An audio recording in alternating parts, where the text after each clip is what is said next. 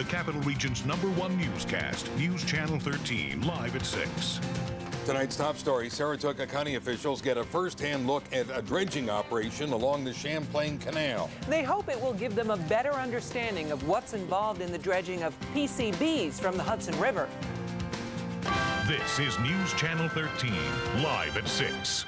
Good evening. Thanks for joining us. I'm Ed Dague. And I'm Lydia Kulbida. The town supervisors took a 3-hour boat ride along the Hudson River today. But what they saw was not dredging for PCBs, as John Allen is here to explain to us. Ed and Lydia, 8 town supervisors were on this 3-hour cruise from Lock 5 in Schuylerville to Lock 4C on the Champlain Canal, just past Stillwater. It didn't take long on this beautiful summer day to see how vital the Hudson River is to the communities it touches. Stillwater Town Supervisor Paul Lilac organized this field trip to take a look at some routine navigational dredging by the New York State Canal Corporation. It's done periodically to remove sludge and sediment that can block the passage of boats. But it resembles the environmental dredging of PCB-contaminated sediment the EPA is scheduled to undertake in outward appearance only. Since the sediment being dredged here is not contaminated, there is not the concern for resuspension of PCBs. That is the primary concern in the controversial EPA decision to dredge the river.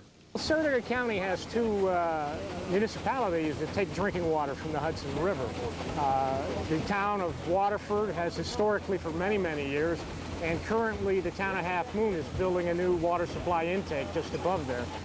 The EPA assures their PCB dredging process will keep resuspension rates well below acceptable levels, but today's tour did bring up other concerns aside from resuspension, noise level and others. And I'm wondering if it's a bigger project, will it take up more room, and how that will affect boat traffic along the Hudson, thus affecting commerce, the economy, tourism, recreation, all of those things. The supervisors say they will take the concerns from today's tour and make sure the EPA addresses them.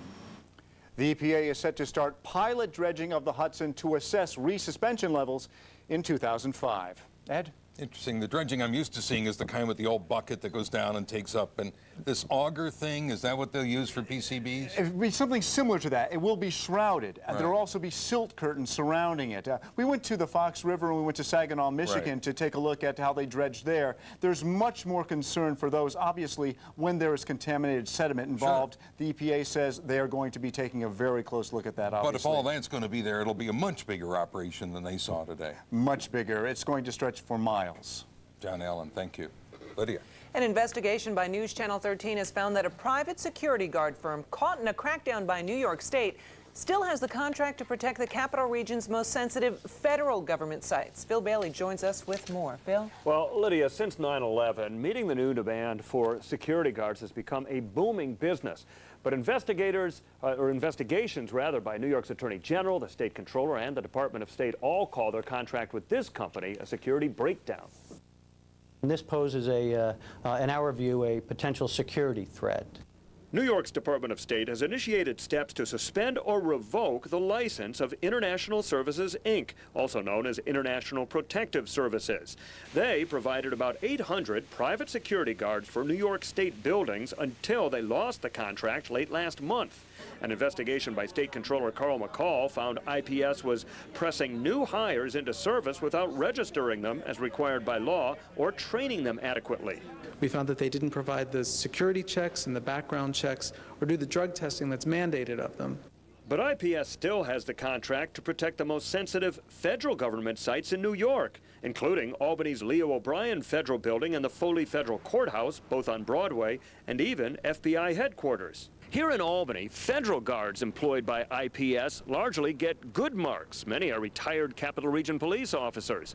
But off camera, some of them say they're frustrated with the company, too.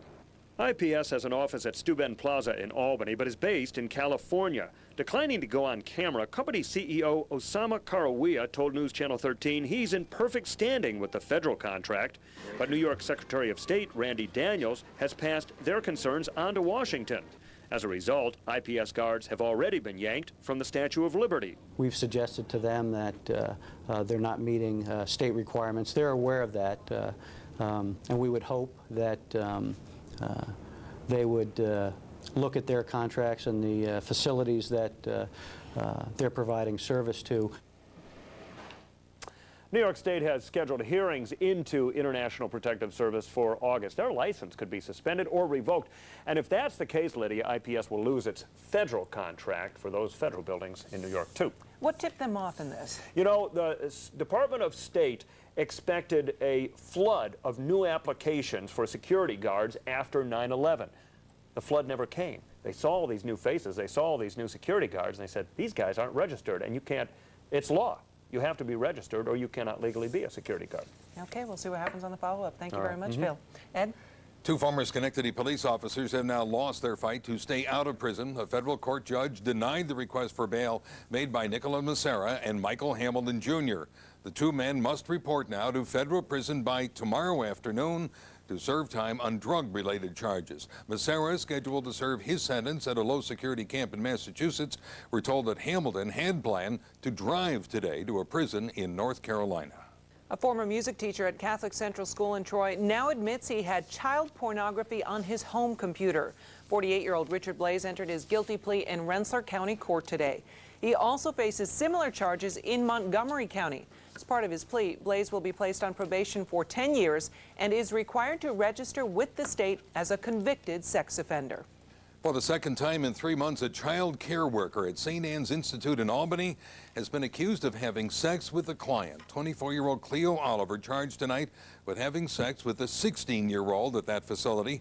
Back in April, 24-year-old Charles Graham was charged with rape and sodomy, that of a 15-year-old resident. Officials at St. Anne's say they regret the incidents and that they are doing everything they can to prevent future problems. Authorities in Southern California say the body found yesterday was 5-year-old Samantha Runnion. The girl had been taken Monday evening from the townhouse complex where she lived. Her body was found in a rugged area about 50 miles away. The Orange County Sheriff says the body was nude and investigators believe the girl was sexually assaulted. And he says there's a risk that the person who kidnapped her will strike again.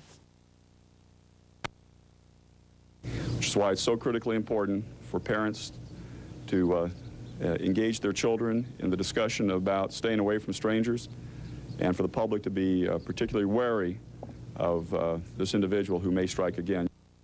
During today's news conference, FBI agent Richard Garcia addressed the killer directly, saying, quote, "We will find you and we will bring you to justice."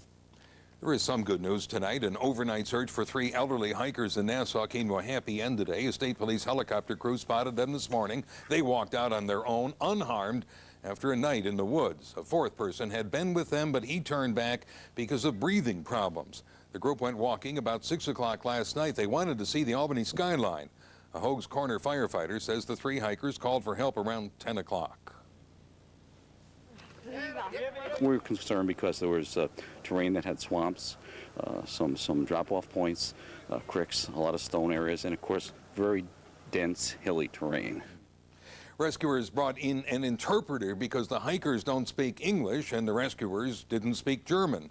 Search dogs and 20 rescue teams were also involved in this search. A bomb, actually 2 of them we believe, has exploded in Tel Aviv. There are fatalities tonight. We will bring you the latest in just 2 minutes. Pope John Paul II travels to Toronto, Canada next week. We'll preview his trip. And then at 6:28. A national tour of Linda McCartney's photographs has made a stop here in Manchester, Vermont. I'm Steve Scoville. I'll have the story coming up. Live, local, late breaking. With Ed Dague and Lydia Kulbida. This is News Channel 13, live at 6.